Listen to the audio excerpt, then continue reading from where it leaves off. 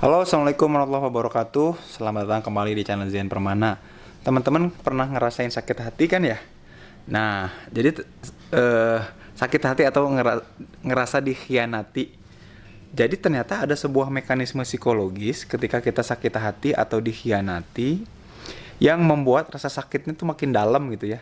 Jadi gini teman-teman, biasanya kalau seseorang dikhianati atau sakit hati itu, kemudian orang ini cenderung akan menelusuri kejadian dan juga mencari alasan dan penyebab kok bisa ya aku sampai ditipu gitu, sampai dikhianati, kok tega ya, kan gitu ya biasanya tuh. Itu mekanisme alamiah, mempertanyakan sambil juga denial ya, nyangkal.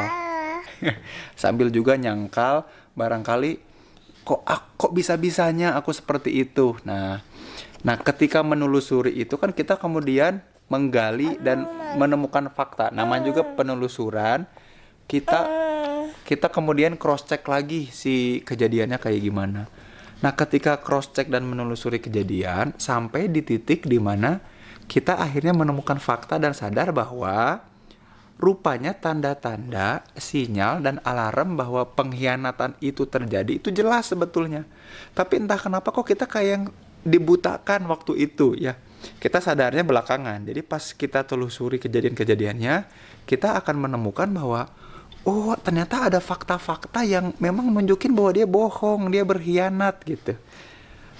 Tapi kok aku kayak yang nggak ngeliat gitu ya. Itu kenapa? Nah, itu memang problemnya orang-orang baik ya. Jadi bukan berarti kita bodoh gitu ya. Itu problemnya orang baik. Kenapa? Ada yang namanya di dalam diri kita yang disebut dengan conscience ya. Conscience, yaitu hati nurani. Hati nurani yang kemudian membuat kita menolak, menahan untuk tidak berprasangka buruk sama orang lain. Hati nurani ini yang ngasih kesempatan walaupun udah ada tanda. Sebetulnya alarm-alarm dan sinyal-sinyal bahwa kita dikhianati itu udah jelas. Tapi conscience, hati nurani yang mendorong kita untuk melakukan kebaikan, ngasih kesempatan pada orang tersebut. Yang membuat ketika kita ulik lagi, kalau udah kejadian, pas kita telusuri ke masa itu, padahal tanda-tandanya udah jelas, kok bisa-bisanya ya aku masih tetap ketipu. Gak apa-apa, itu karena kebaikan, kebaik hatian, yang mudah-mudahan dengan ini kita malah jadi gak kehilangan conscience atau hati nurani ya. Semangat buat teman-teman yang mengalami pengkhianatan, penipuan gitu ya. Mudah-mudahan jadi membuat conscience kita nggak hilang, malah kita latih untuk mengarahkan ke kebaikan-kebaikan yang lebih produktif, insya Allah.